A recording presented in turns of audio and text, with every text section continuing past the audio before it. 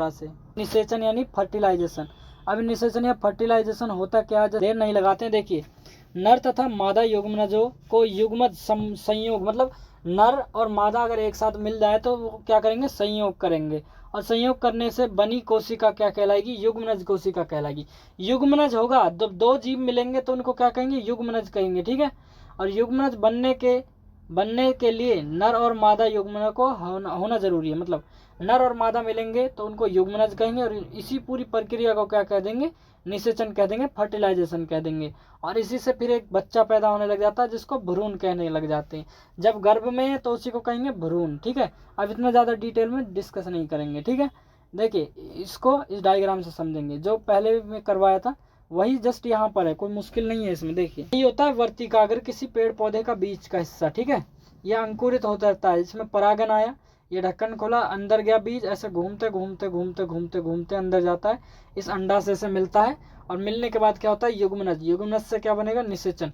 निषेचन होने के बाद में क्या होगा, वहाँ पे नई अंड कोशिका बनने लग जाएगी। उस अंड कोशिका से जुड़ने के बाद में क्या होगा, फूल बनेगा, और फूल से क्या बनने लग जाएगा, आपका नया फल बनने लग जाएगा, पेड़ पौधा, ठीक है। कोई दिक्कत तो नहीं है। अब देखिए, जस्ट यहाँ पर ये कोई मुश्किल तो नहीं है, इस वाले को समझ गए।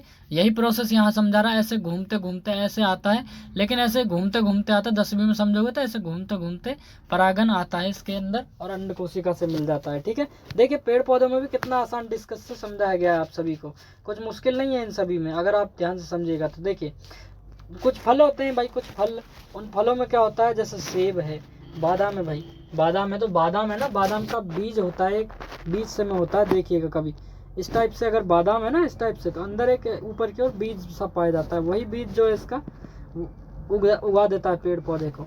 अब देखिए, फल होता है सेब, सेब में अंदर बीज पाई जाती है, ठीक है। यह बीज जो होता है, यह इससे क्या होता है, नया फल उगता है। इनको डिस्कस करना है, इतना ज़्यादा मुश्किल नहीं है, इनको पढ़ लीजिएगा एक बार।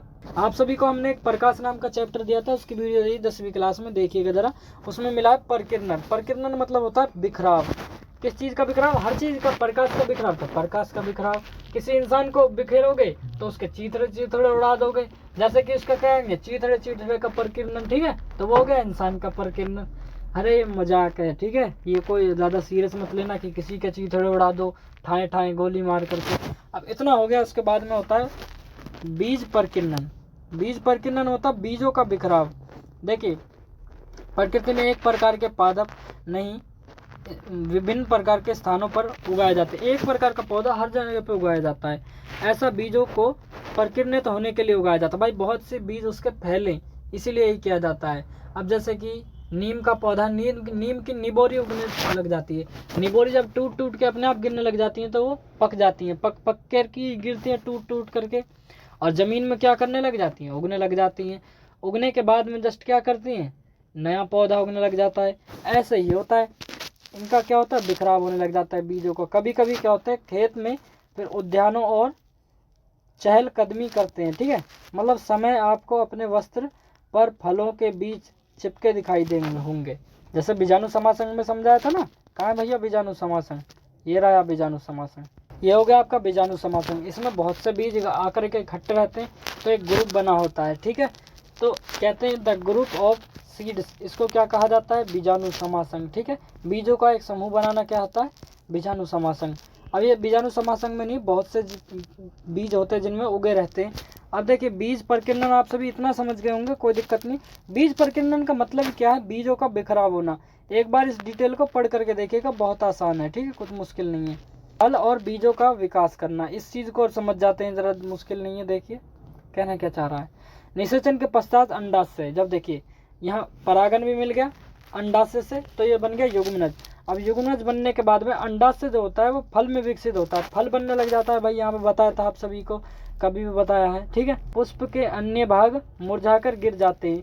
देखिए, फूल, यहाँ पे फल बनेगा तो सीधी सी बात है, कोई भी अगर फूल बनना है तो फूल के अंदर जब निषेचन होगा अंदर की ओर, तो क्या बनता है, वह फूल सूखने लग जाता है और अंदर से फल निकलने लग जाता है। हर पेड़ पौधे में देख लीजिएगा आप एक बार, ठीक है।